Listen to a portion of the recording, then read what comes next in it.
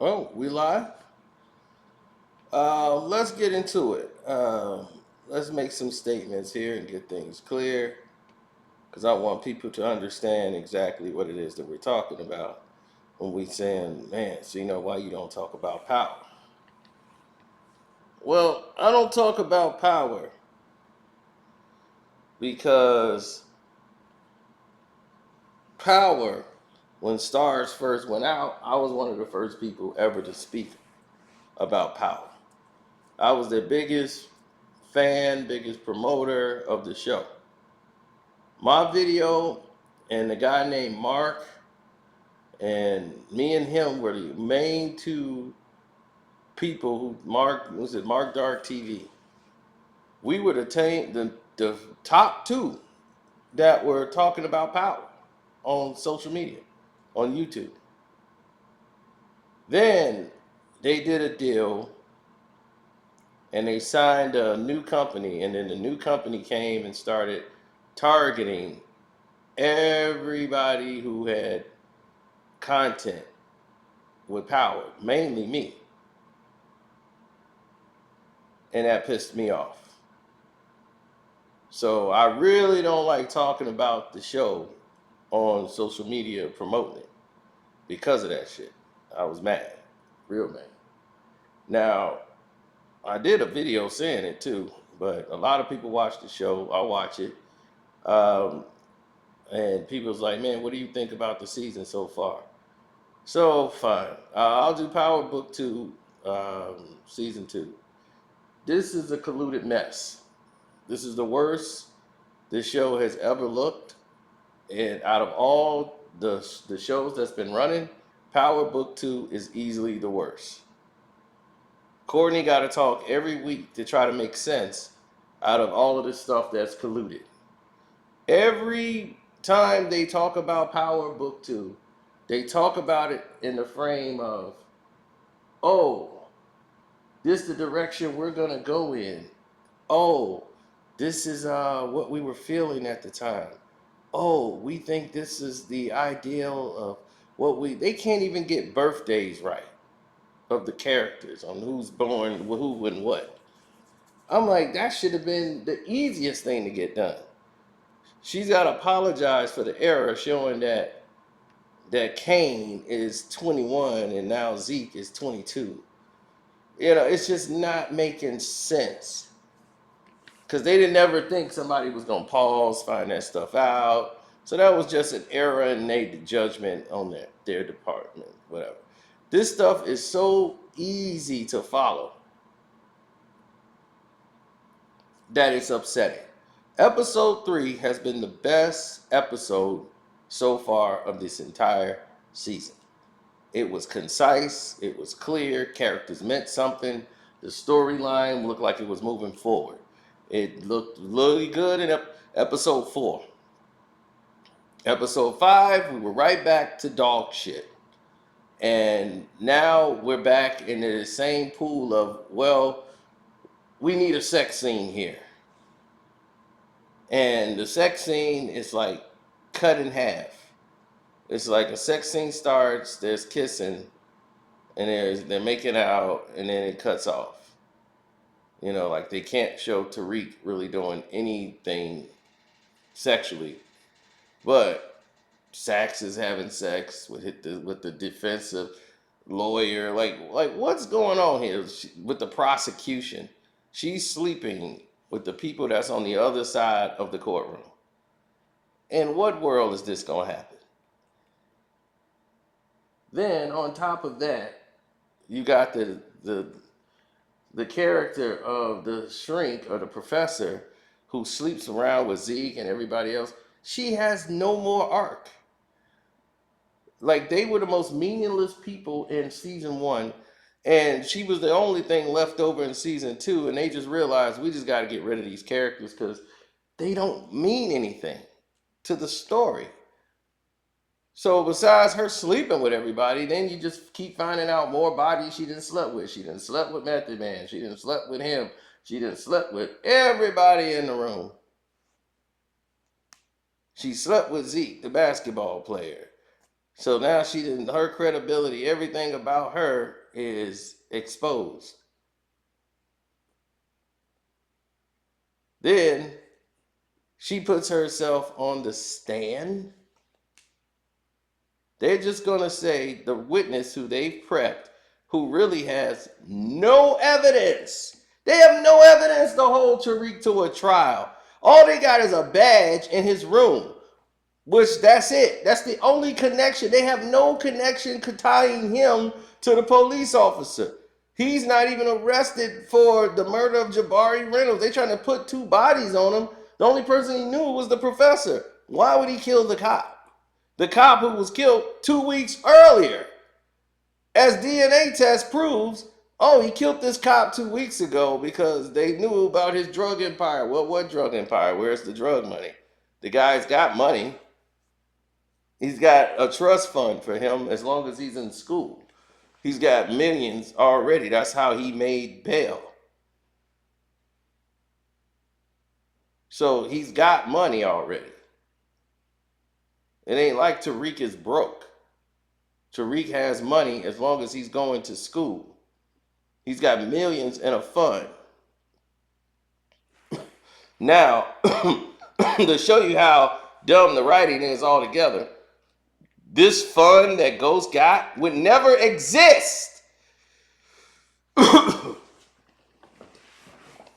The government would have seized it the moment they came out and discovered his criminal enterprise, which they've done on the show, saying Ghost was this big drug lord and all this. We found the burner phone on him and all this stuff. So his whole legacy was tarnished and everything ruined when he passed away. Everything he was shielding was exposed. So all of the money that he had and this trust fund and all that, they wouldn't have been able to prove, or since it was, they put the pieces together and said he was an illegal drug lord, that money would have been seized by the government. So this fund thing would have never taken place. But this is a story, so let's just follow suit. First off, you got this guy that comes in there, Dante Mecca, who comes out of nowhere, and now he's in love with Mary J. Blige. He keeps doing all of these tactics. He's got Kane working for him, her son, all of these things that's taking place. Zeke is really her son, and she's trying to protect Zeke.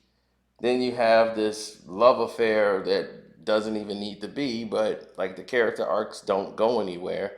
Drew and the teammate that's on Zeke's team, Zeke's dating him, and Drew is dating him just so they can have a gay dynamic on the show.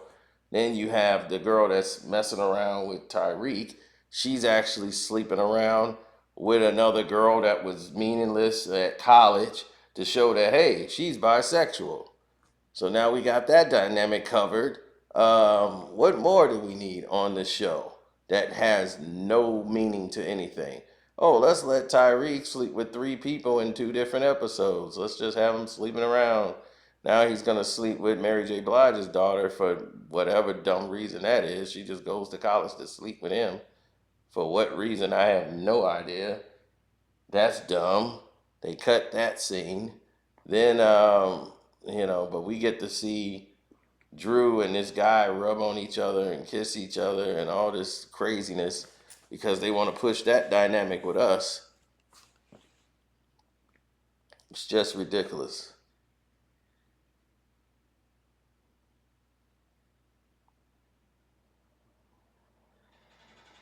Well, this scene has shifted because now you see Tejada comes home. The daughter gets Tejada out of jail.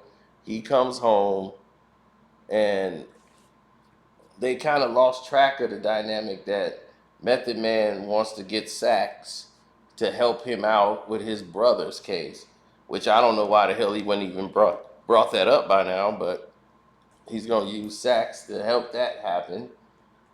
They got Tejada out of jail. Tejada looks like he's ready to go to war and probably try to take Mary J. Blige out. because she knows too much. One, she was disloyal. Two, and now is another man she's been running around with. Then wait till Kane finds out that the man is actually um, his boss, Mecca. Now, here's the other dynamic. Mary J doesn't know that Mecca is the connect to the family. She has no idea where the work is coming from. Mecca also knows that Kane set him up. He killed the chef because the chef was stupid enough to let it happen. I thought, I tried to advance their writing and try to make the chef more important than he actually was. And it turns out that the writing is so poor they didn't even see the vision of making the chef the somebody all along, just playing a different role. And having him as the main boss or somebody else, that would really be clever writing, but they're not clever. So the chef was just meaningless. He's just wiped out. So anybody speculating, your speculation is better than the writing, just to let you know. So with this is being said and all this is going on, you're left with a clusterfuck of a production. And while you're looking at that, you're also looking at the sign that Mecca's gonna go after this ring. Out of everything that was taken, all the money and the work rather, and they took money too. You mean to tell me you're gonna give up a ring and have him pawn the ring for the case because the ring had to be worth that much? So he needed to be paid $500,000, and that ring happened to probably be worth more than that. So now he's gonna know he's hit, and when he finds out he's hit, he wants to know why, to see if it actually came from Mary J. Blige, who's only gonna go run the Mecca now because that's all she has. And Diana and her are gonna be at each other's throats, and they're coming after Mary J. because all her lies has caught up with her. Now the teacher who committed suicide, we actually don't know if she really committed suicide. Mary J could have choked and killed that chick.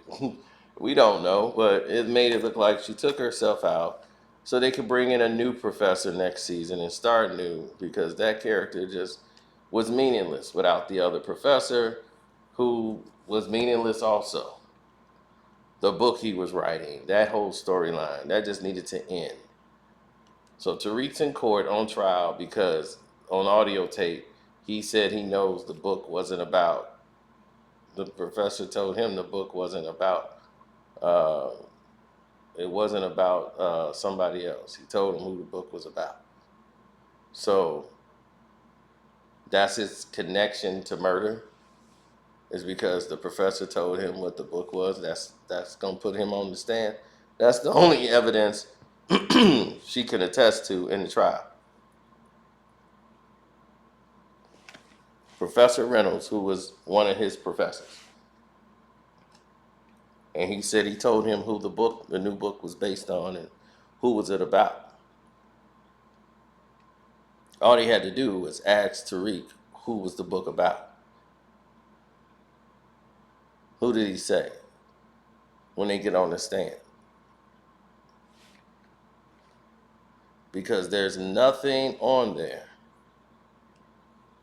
There is absolutely nothing on the tape that can convict him. And the fact that he goes to go see her once he finds out. This is also very stupid.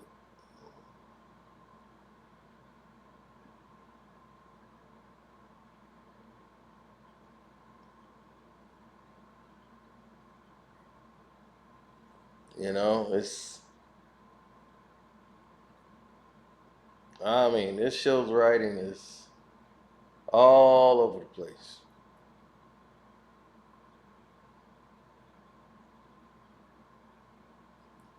It's all over the place. Now,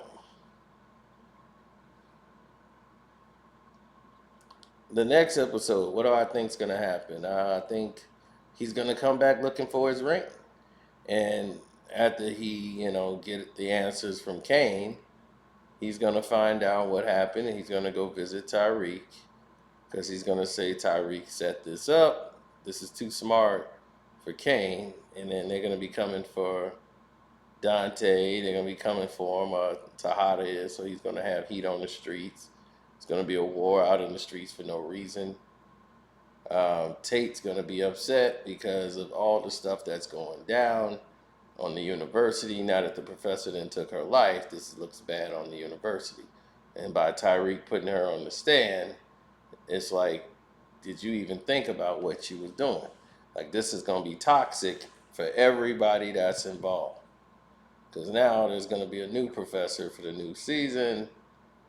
And we all know that Tariq is going to walk because the one juror is going to make it a hung jury and they're not going to go and pursue the case, as it looks like the professor who killed herself, she was the one that eventually did everything, and it's all going to go off on the professor.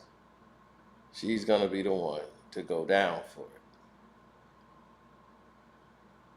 When it's all said and done, they'll probably tie everything to her suicide as an admission of guilt of what she did in the situation.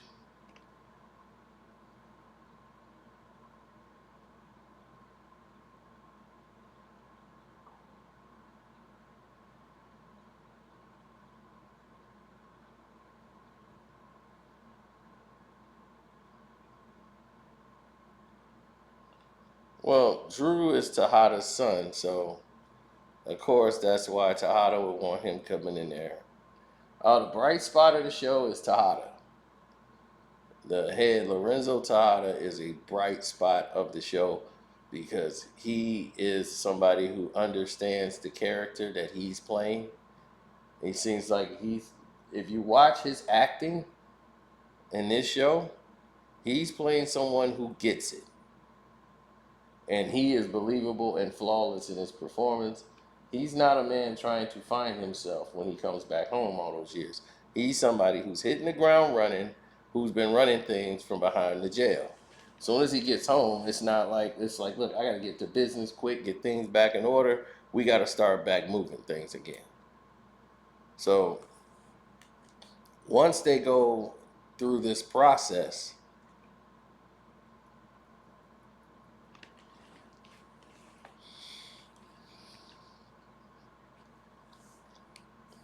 all bets are off. And because all bets are off, it's open season. And when it's open season on everybody, Tariq, uh, everybody, it's going to be a major problem for a lot of people in this episode that's coming up. I expect Kane to probably die in this episode.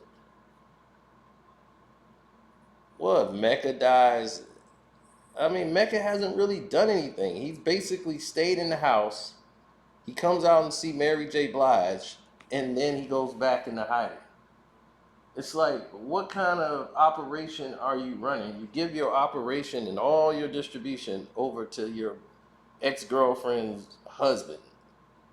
I mean, your ex-girlfriend's, her husband and stuff, to run your whole distribution through.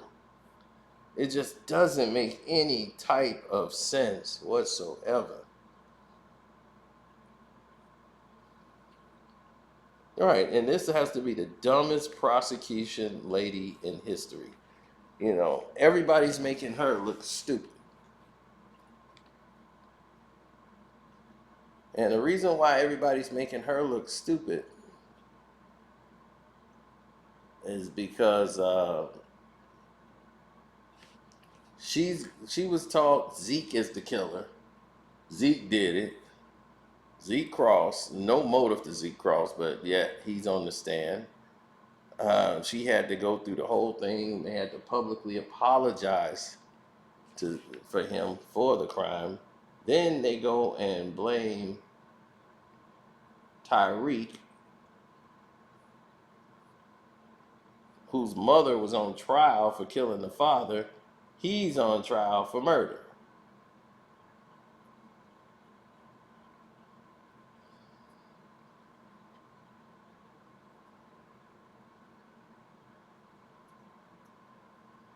So the whole thing though is Tate. Tate was supposed to get his show.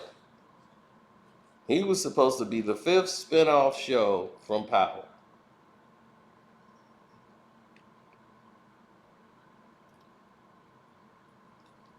And without a fraction of a doubt, without a fraction of a doubt,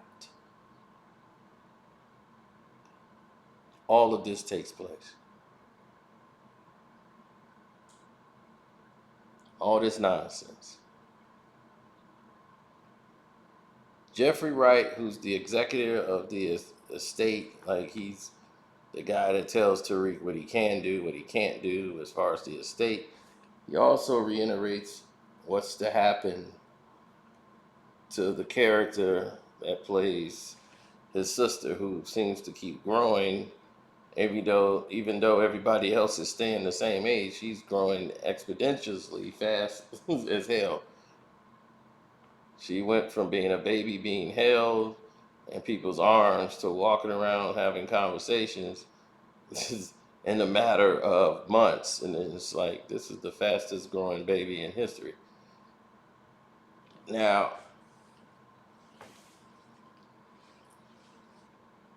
what's going to happen to Tyreek in this situation?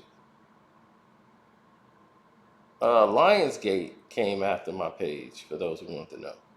Actually, Lionsgate. No, it's the district attorney lady. She's the dumbest one on the show. She's giving up all this information to Sachs, who keep basically sleeping with her to get information out of her. Like she's too stupid to get information on her own. So she's got to give everything she gives up to the defense, who then snuck in her bag, saw the case, knew all this stuff going on. It's just too much dumb stuff happening. People accidentally giving up information. They make Sachs look dumb. He's not stupid enough to give up information like that. I gotta tell you, the writing has been atrocious. I feel sad for anybody involved. Zeke finds out that Monique can't be trusted, and he tries to go to his shrink for some counseling sessions about what's going on. He just found out that you know that's his mom, and then he finds her hanging upside down. Now he's thinking about being ineligible for the draft now because he's actually 22 and not 18, and that if his real birth certificate ever was to come out, he's ruined. He's completely ruined. So he's thinking about his career and the earth shattering things about his mother. How the hell is he going to play a game with all this going on? Then this woman just get hung. This hurts the university. All this negative attention. And it all seems to be circled around this one kid who got allowed in only by this guy who runs the estate because they knew his father.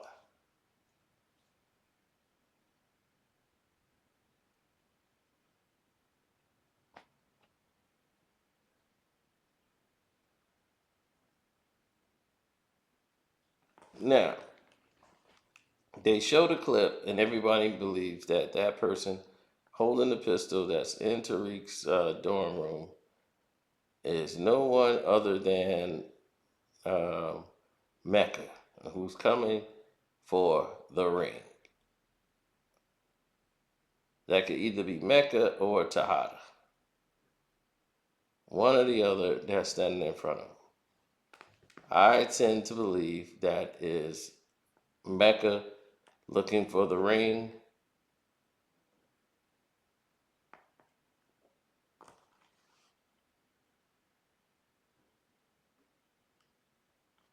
but it could be Tejada.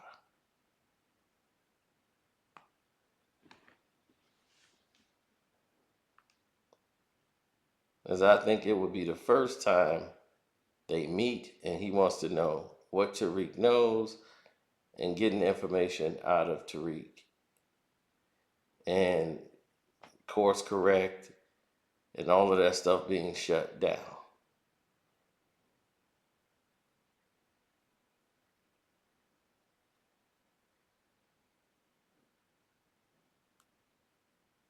I think Kane probably dies, or Tariq's roommate, the Weston kid, and I think they're gonna find out he's the one that's been doing all these crimes and going around town. The white boy that no one expect, who was the Weston. So he might die, or who knows. Lorenzo Tejada, they should keep him on the show, but it's going to be hard to see how this is executed with Mecca and Lorenzo Tejada both being on the show.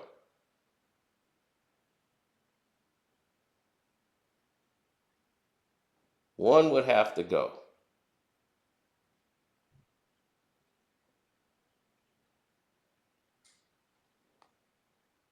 If I had to guess, I would say Lorenzo Tejada would go, but one of them's got to go.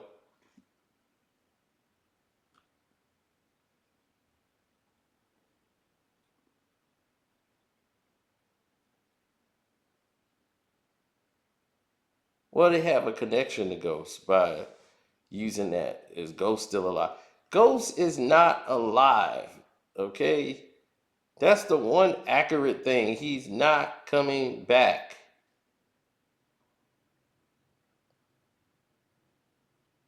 Stop asking for Ghost.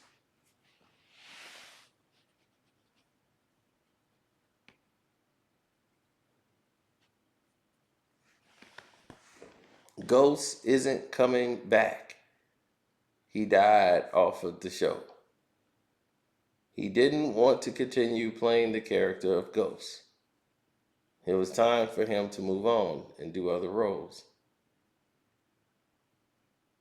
And frankly, to keep paying him to play Ghost would have been expensive.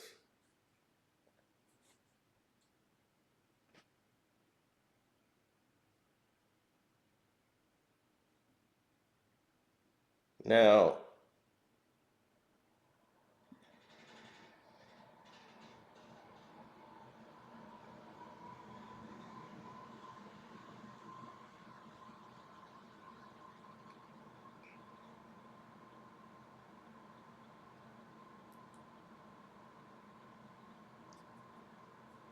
I think Effie, what could be a secret? Effie, because the way power is, power two, everything's connected, right? Mecca and Effie look just alike. Remember, she was talking about her connect and all that stuff back in the day? The person when she stole his product and all that stuff because she was competition. What if her father is Mecca? She looks like Mecca.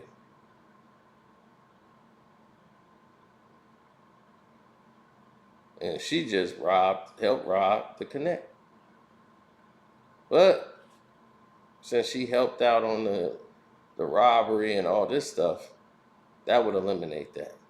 But that would be smart if they connected Mecca with Effie, right? I'm just saying.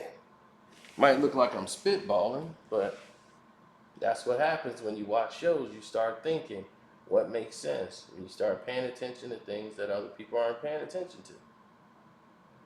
That's all we're saying.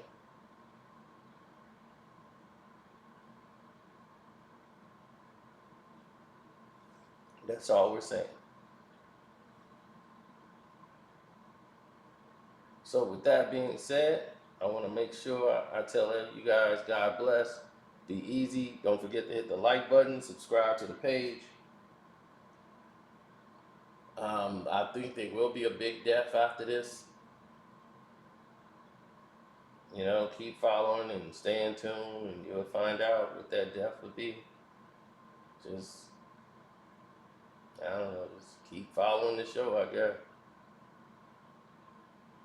You know, I'm waiting on Kanan to come back.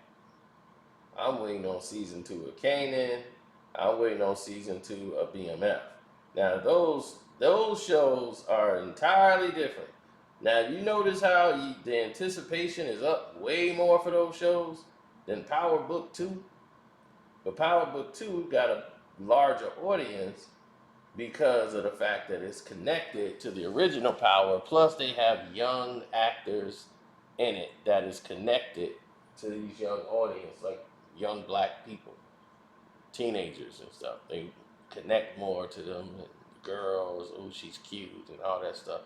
So it's college life. So we'll find out.